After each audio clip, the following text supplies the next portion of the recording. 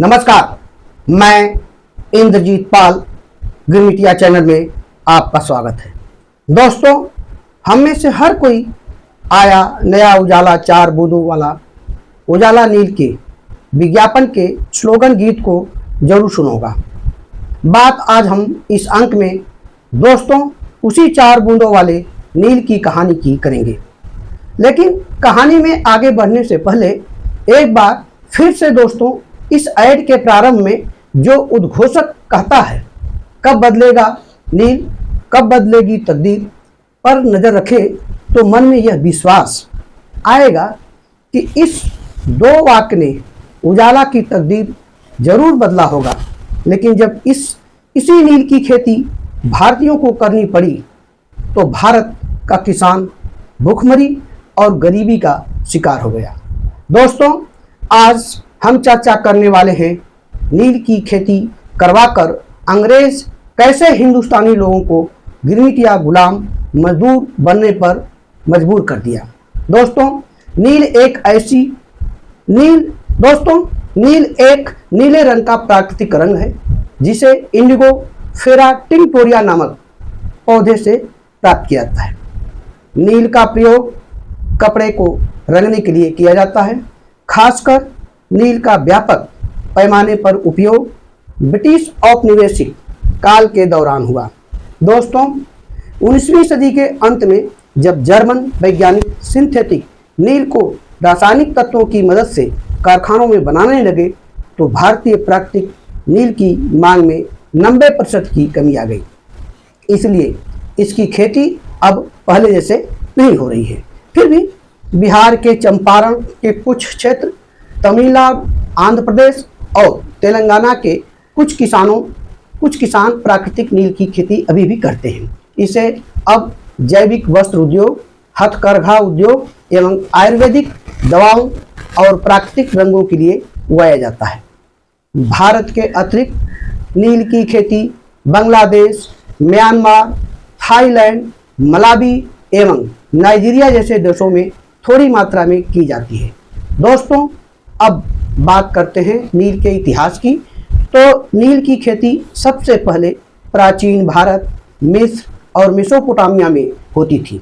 लेकिन नील की खेती का सबसे प्राचीन प्रमाण भारत में 2500 से 1500 ईसा पूर्व हड़प्पा सभ्यता के दौर में मिले हैं। दोस्तों, मोहनजोदड़ो और लोथल में हुई खुदाई के दौरान मिले कपड़ों पर नीले रंग के धब्बे देखे गए थे, जिससे पता चलता है कि प्राचीन भारत में इंडिगो फेरा टिंक्टोरिया नामक पौधे से नील बनाया जाता था।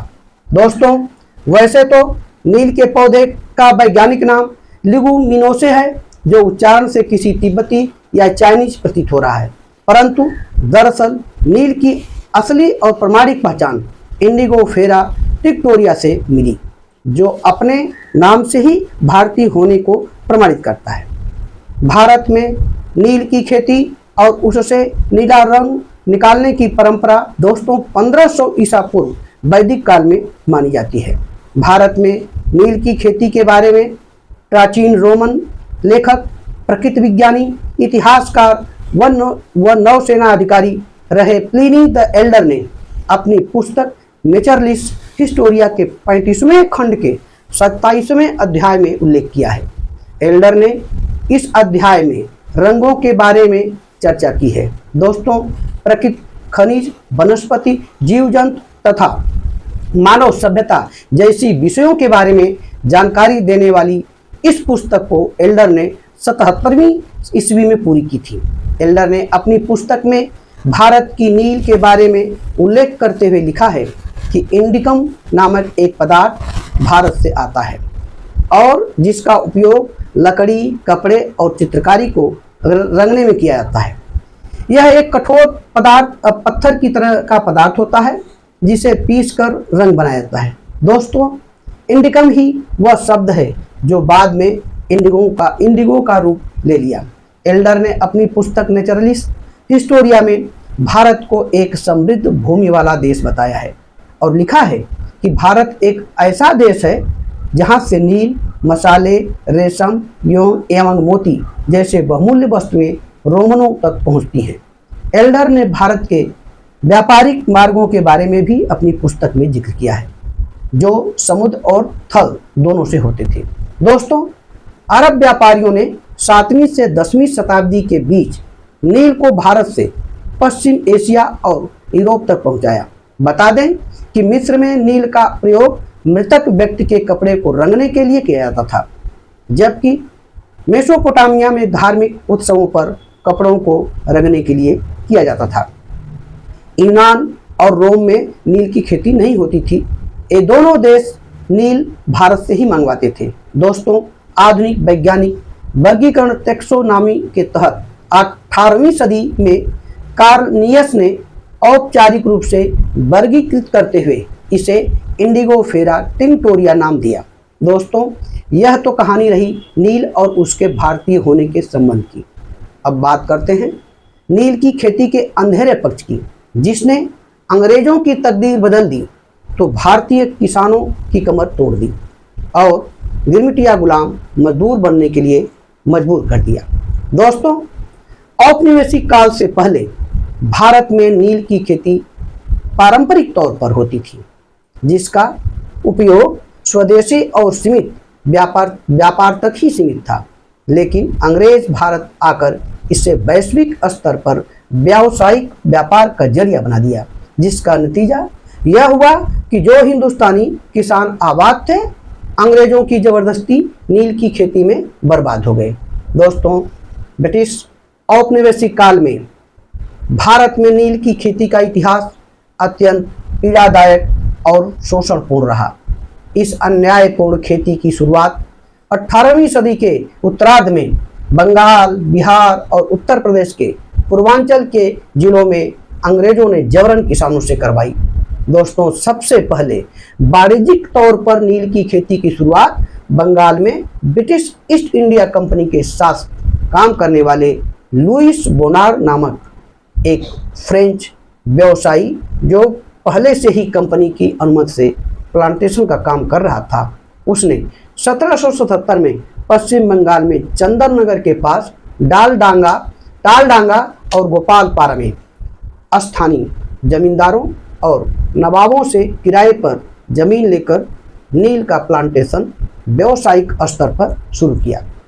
दोस्तों, लुइस का देखा देखी सैकड़ों दूसरे अंग्रेज नील प्लांटर, जिनको उस समय हिंदुस्तानी लोग नीलह यानी नील साहब कहते थे, बंगाल के बाहर बिहार के चंपारण, मुजफ्फरपुर, सिवान एवं मोतिहारी तथा पूर्वांचल के गाजीपुर, आजमगढ़, बलिया और वाराणसी के आसपास के गांवों में बस गए और किसानों से जबरन नील की खेती करवाने लगे। दोस्तों, अंग्रेज नील प्लांटर मालिकों ने स्थानीय किसानों की इच्छा के विपरीत नील के बीज बोने के लिए मजबूर किया। इसके साथ ही अंग्रेज किसानों को बहुत कम कीमत भी देते थे। इसके अतिरिक्त किसानों के साथ मारपीट करना, जबरदस्ती वसूली, जमीन को जब्त कर लेना जैसी घटनाओं का होना बिल्कुल आम बात थी। दोस्तों, अंग्रेज नील व्यापारियों द्वारा किसानों को खाने के अनाज को छोड़कर नील की खेती करने के लिए मजबूर करने के कारण उत्तर प्रदेश और बिहार के किसान गरीबी और भुखमरी के हालात में पहुंच गए। लगातार अंग्रेजों द्वारा किए जाने वाले शोषण और भुखमरी ने अंततः किसानों को अंग्रेज नील प्लांटर मालिकों के खिलाफ विद्रोह करने के लिए मजबूर कर दिया और इस तरह 1859 में नदिया जिले के गोविंदपुर गांव के किसानों ने नील की बुआई करने से मना कर दिया और अंग्रेजों द्वारा उन पर थोपे जाने वाले रैयत सिस्टम के खिलाफ विद्रोही तेवर उठा लिए, जिसका नतीजा यह हुआ कि गोविंदपुर के आसपास के सैकड़ों गांवों में हजारों किसान अंग्रेज नील प्लांटर मालिकों के खिलाफ हथियार उठा लिए और नील मालिकों के गोदामों तथा कारखानों पर हमला करने लगे, जिसके कारण कारखानों में रखे दस्तावेज जला दिए गए। इस काम में किसानों का साथ बंगाल से छपने वाले अखबारों और बंगाली बुद्धिजीवियों ने भी दिया। बंगाली लेखक दीनबंधु मित्र ने 1860 में किसानों की दुर्दशा पर नील दर्पण नामक एक नाटक लिखकर लोगों को जगाने का काम किया। दोस्तों, इस तरह किसानों के आंदोलन के आगे मजबूर होकर ब्रिटिश सरकार को इंडिगो कमीशन 1860 नाम से एक जांच समिति बनानी पड़ी। समिति ने अपनी जांच में सरकार को बताया कि किसानों से जबरदस्ती नील की खेती करवाई जा रही है। समिति ने सुझाव दिया था कि नील की खेती को किसानों की इच्छा पर छोड़ देना चाहिए।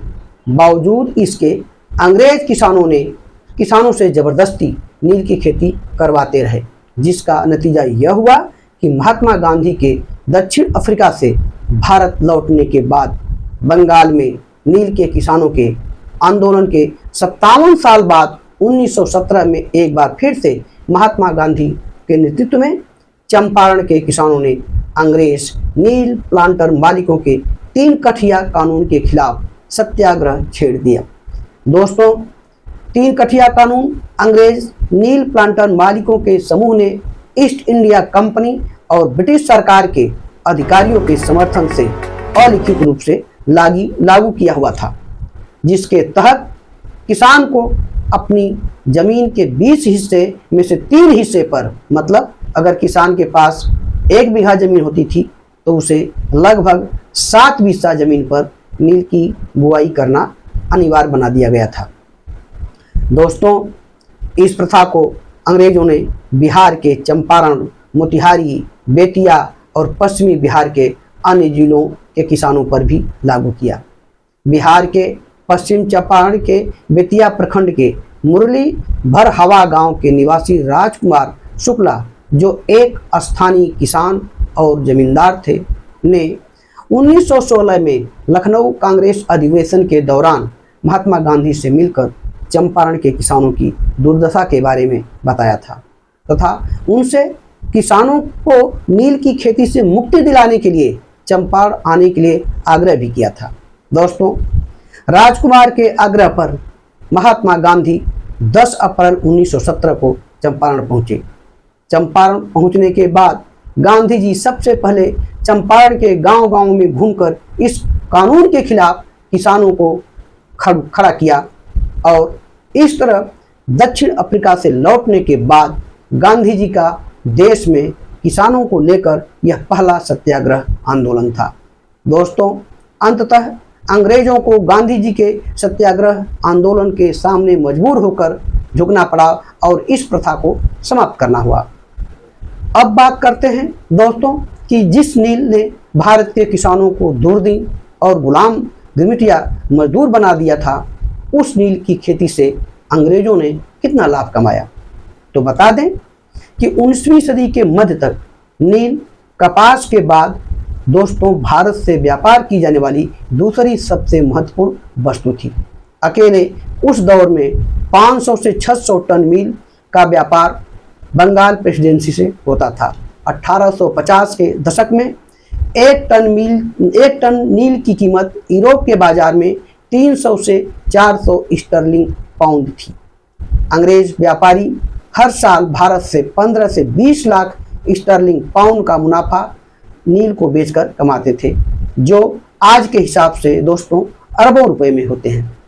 दोस्तों, उत्तर प्रदेश और बिहार के गंगा के तराई वाले भागों में पैदा होने वाली नील को सबसे पहले आसपास की स्थित नील की कोठियों में ले जाया जाता था, जहां से तैयार ठोस नील को बैलगाड़ी और हाथगाड़ी से नज़दीक के रेलवे स्टेशन अथवा नदी घाट पहुंचाया जाता था।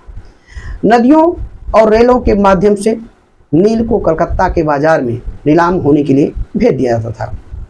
दोस्तों, 1853 से पहले जब भारत में रेलवे लाइन का विकास अंग्रेजों ने नहीं किया था, तब वे नील को कलकत्ता तक पहुंचाने के लिए नदियों का सहारा लेते थे और गाजीपुर, पटना तथा भागलपुर से गंगा और उसकी सहायक नदियों कोसी और गंडक के रास्ते नाव और स्टीमर से नील को कलकत्ता पहुंचाया जाता था।